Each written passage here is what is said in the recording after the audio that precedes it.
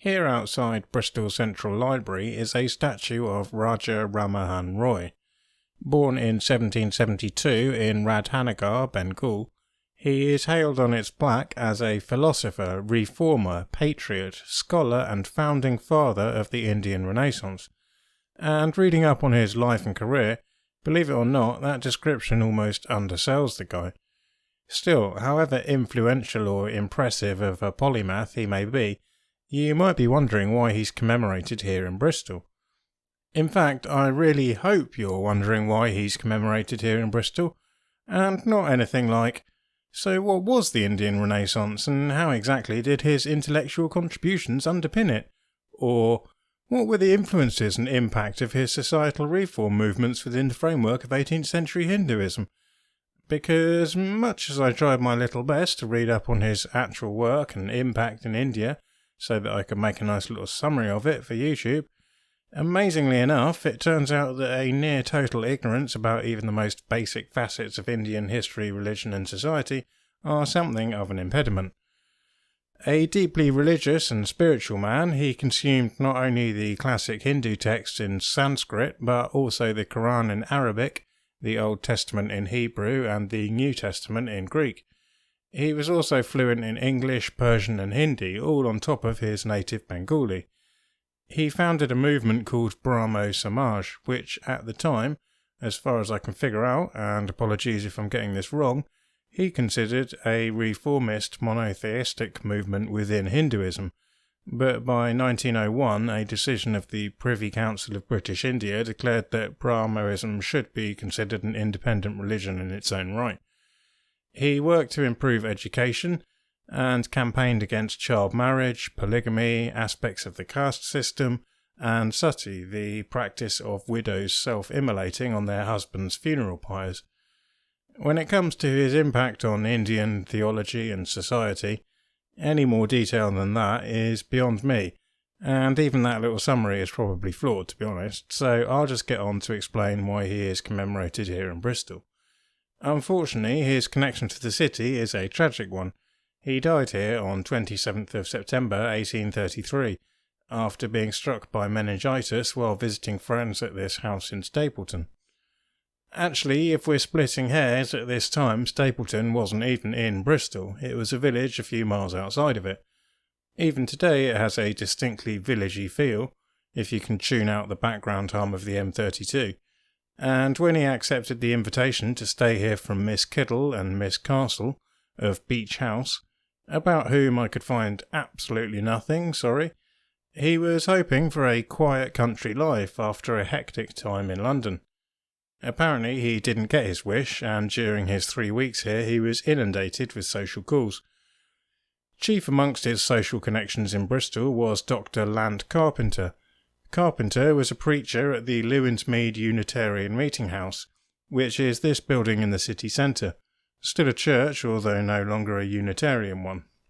Unitarianism is the non-Trinitarian branch of Christian theology, which is to say, basically, that it believes only God is God, which I guess parallels Rammohan Roy's strictly monotheistic take on a Hindu tradition that more often leaned towards some sort of pantheism or polytheism. So I might tentatively assume that this is what sparked their cross-cultural, intellectual and theological kinship. But here we are wading right back into the oceanic depths of my ignorance again. Rammohan Roy's advocacy of women's rights also made a distinct impression on Lant's daughter, Mary Carpenter. Mary would go on to become an educational and social reformer herself, whose work was notable not just here in Bristol but on a national scale. She set up a school for female young offenders here at the Red Lodge, and was also active in the anti-slavery movement, women's suffrage movement, prison reform and other causes. In 1866 she visited India and applied her efforts towards improving schools and prisons for women and girls there as well. As for Roy, 10 days after arriving at Beach House he fell ill and sadly died soon after. At first he was buried in the grounds of the house, but 10 years later Dwarkanath Tagore arranged for him to be transferred to Arnos Vale Cemetery, and sponsored the creation of this chutney. It was designed by an English-born artist called William Prinsep, who had spent a large part of his life living and working in Calcutta. Once again, I'm not equipped to comment on its authenticity, architecturally speaking, since I have no grounding in Indian or Bengali norms. Roy had left strict instructions not to be buried in a Christian space, so his Chhatri's presence amongst all of these crosses might seem incongruous, but his wishes had been respected. Arnos Vale Cemetery is not a consecrated space as a whole. Rather, individual plots are consecrated or otherwise on demand, in accordance with the religious wishes of that plot's particular owner. Still, to say Rammohan Roy came to Stapleton as a break from his engagements in London rather invites the question of what he was doing in England in the first place. He was here as an envoy of Mughal Emperor Akbar Shah II to lobby the colonial British government. In fact, the Raja in the oft-quoted name Raja Rammohan Roy is not a name but a title, loosely translated to Prince, which had been granted specifically for this mission. The Emperor apparently wanted a larger emolument from the British and thought the request would have more weight coming from a prince. But of course, a man of Rammohan Roy's social conscience was not simply here to beg for more money. In 1829, the British Governor-General of India, Lord William Bentinck, had officially outlawed sati. Roy had played a major behind-the-scenes role in making this happen. But Orthodox Hindus of the time opposed this ban and were seeking to overturn the law. Roy therefore came to London to lobby in support of its preservation. I discovered early on in my searches that the Bengali Renaissance has been viewed as a sort of launch pad of the Indian independence movement, and I'd also read that through his work as a clerk at the East India Company, Rammohan Roy had been one of the first Indians to reliably estimate the exact extent to which Indian wealth was being plundered back to the UK. I had therefore expected to discover he visited the UK to demand an end to the colonialist regime of foreign rulers imposing their foreign laws. It was rather startling, therefore, to realise that the situation was almost exactly the opposite.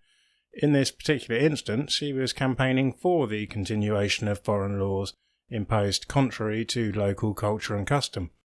It is perhaps unsurprising, therefore, that his reception amongst subsequent independence campaigners and post-colonial thinkers in the subcontinent has been a little bit mixed. No less a figure than Gandhi took a few shots at him, suggesting that his enthusiastic embrace of Western philosophical, theological and scientific modes of thought, his campaigning for Indian schooling to occur in English using English-style methods and syllabuses, and so on, amounted to some sort of cultural or intellectual surrender or sellout. But others, like Rabindranath Tagore, defended him, insisting Roy synthesised Western thought with his Indian wisdom with no loss of dignity. And today it seems he continues to be held in high regard by many in the worldwide Bengali diaspora. His tomb was most recently refurbished courtesy of a $100,000 donation from a Singapore-based entrepreneur named Aditya K. Poddar. The deal was brokered by Carpenter, one of the trustees of Arnos Vale Cemetery, via the Mayor of Kolkata, Bikash Ranjan Bhattacharya. Carpenter was also instrumental in getting the statue of Rammohan Roy installed outside the library, against some opposition at the time from people who felt he had insufficient connection with the city to merit such a prominent commemoration. I can see their point in a way. When I looked into his story, I was a bit surprised to discover that the only thing he really has to do with Bristol is that, unfortunately, he died here. But Carla argued that he was a builder of bridges between races and religions, an educational and social reformer, a fighter for women's rights and a man of courage, and that surely it was absolutely appropriate for the city to honour such a man, even if his life and career had not unfolded here. I may have struggled to understand the finer nuances of Raja Rammohan Roy's life and career, but that sounds like a sentiment I can get behind. That's all for this video. If you enjoyed it, then please like and subscribe and all that jazz. And if you didn't enjoy it but found it frustratingly ill-informed and lacking any sort of credible perspective, then, welcome to the club. Cheers.